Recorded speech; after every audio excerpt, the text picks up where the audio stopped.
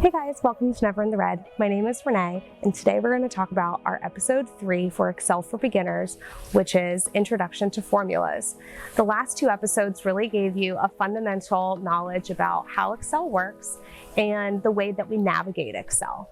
So if you like the content, remember, like and subscribe for a brand new channel, and we're putting out content every Saturday. So let's begin.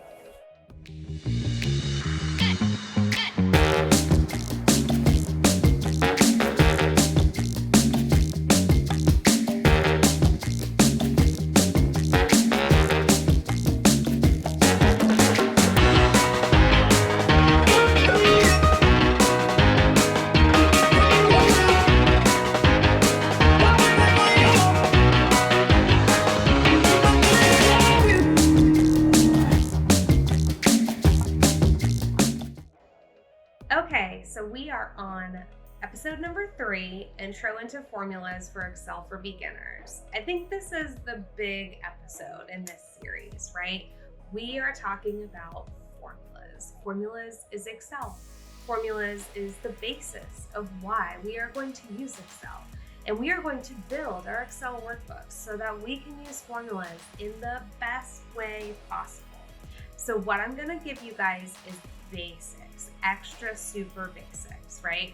We are not blowing the doors off of this place with this thing right now. We are just learning about what a formula is within Excel so that we can build off of it. So what I'm going to show you guys here is I've got my basic data table, right? I've got just very basic some data, January, February, and 1, 2, 3, 4 through 12. Our most basic formulas are going to be sum, average, and count. And like I talked about in my last video, we're going to talk a little bit about this formula tab. So in this formula tab, it's going to give you all the options that formulas you can use within Excel. You can research them here. You can look them up here. This is exactly where you would go.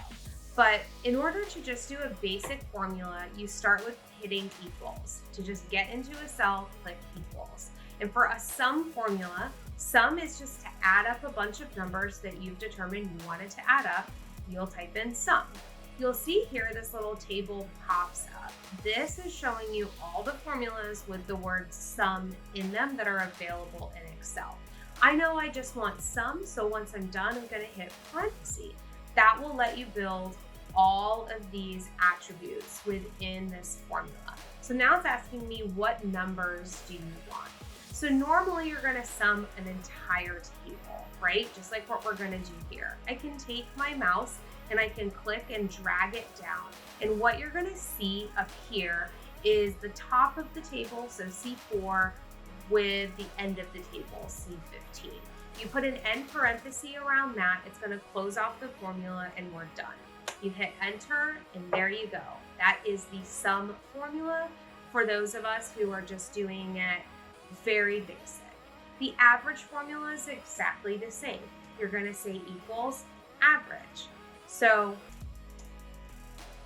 when we do that, and again, everything that comes up with average in it that's available in Excel will come up, but we know we want average.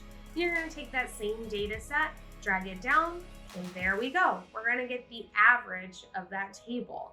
And the last thing we want is count. How many of them are there in this table? So you can do the count formula, and what that'll do is count how many rows. So here there's data in 12 rows. A really fun fact about this is that not only are these the most commonly used items, they also appear down at the bottom of your table. So if I were to highlight all of these numbers from top to bottom, you're going to see down here in the settings in the bottom of your screen, average, count, and sum. So that gets us validated 100% that our formulas are correct with those. The other part I'll show you here is maybe a little bit more of an advanced formula. The ones we've done have just included one set of data and one real attribute.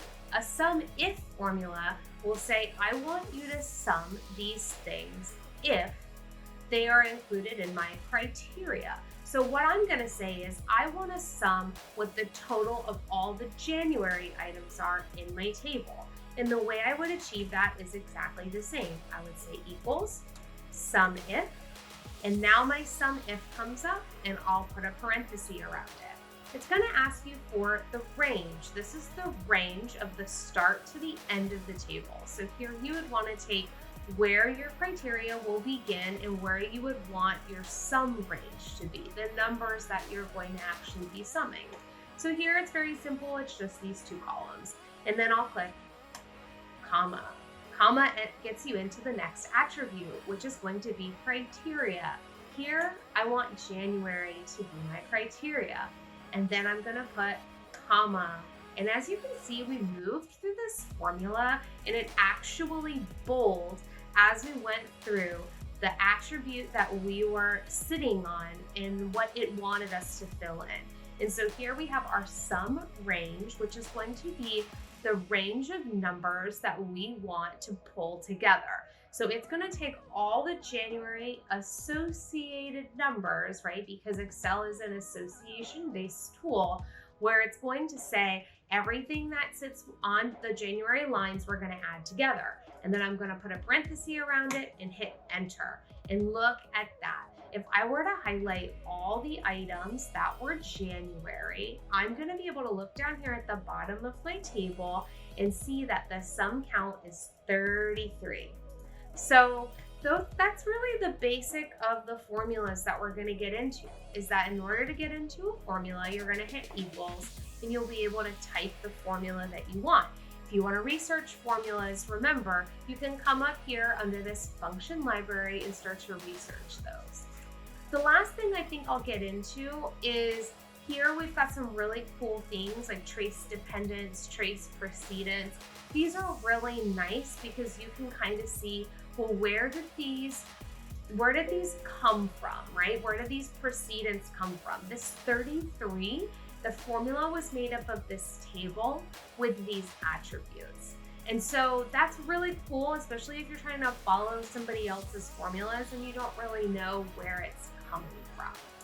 So that's our intro to formulas. We're going to get into a lot more formulas and some more challenging ones, some of the ones that are best to know in order for you to work throughout your workbook. Obviously, VLOOKUPs are something that are near and dear to my heart. I use them all the time. It's another one of those buzzwords that you can use in an interview if you want to show off your Excel skills. But until next time, if you guys have any questions or comments, you can always put them down at the bottom. Make sure to add maybe the formula that you guys like the most or a formula that you'd really like to get some insight into. I would love to be able to show you guys specifically what you're looking for. And we will see you next time here at Never in the Red.